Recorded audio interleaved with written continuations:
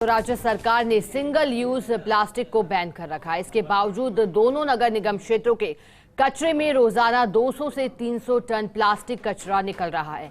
Single use plastic के कचरे के बढ़ते ढेर प्रशासन की रोकथाम की कोशिशों को साफ बयां कर रहे हैं। यही नहीं बल्कि निगम की डोर टू डोर कचरा संग्रहण के लिए चलाए जा रहे हुपरों से रोज प्लास्टिक चोरी करने का भी खेल लगातार जारी है, जिससे निगम का रेवेन्यू भी लगातार कम हो रहा है।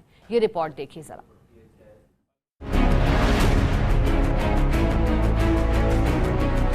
सिंगल यूज प्लास्टिक बैन के बाद भी जयपुर में निगमों की तरफ से हर दिन छोटी बड़ी कार्रवाई की जा रही है, लेकिन कचरे से निकल रहे प्लास्टिक का निस्तारण ठीक तौर पर नहीं हो पा रहा। जयपुर शहर का कुल वेस्ट प्रतिदिन करीब 1400 मीट्रिक टन है। इनमें से प्लास्टिक वेस्ट 280 मीट्रिक टन है। इस कचरे को कई लोग उठा रहे हैं, लेकिन पूरा प्लास्टिक कचरा निस्तारित नहीं हो पा रहा।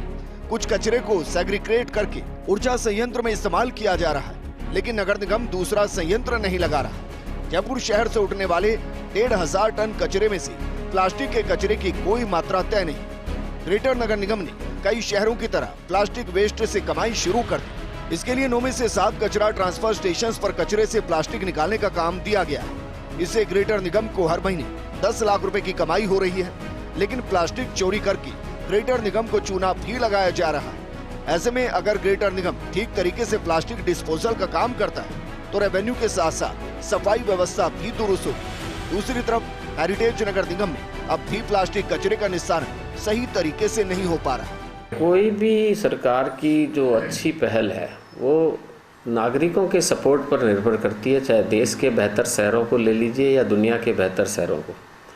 जब तक नागरिक कटिबद्धता से नहीं जुड़ेंगे, ये सच है कि आज भी पूर्व में हमने काफ़ी कार्रवाइयाँ की थी, अभी इसको वापस टाइटन करेंगे, लेकिन आज कचरा बहुत कई बार नहीं भी नज़र आता, लेकिन कुछ पाउचेज है, पॉलीथीन्स हैं।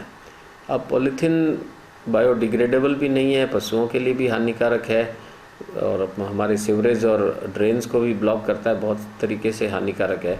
राज्य सरकार ने प्रदेश भर में सिंगल यूज प्लास्टिक को बैन कर दिया है, फिर भी दोनों नगर निगमों के कचरे में रोजाना 200 से 300 टन प्लास्टिक कचरा निकल रहा है।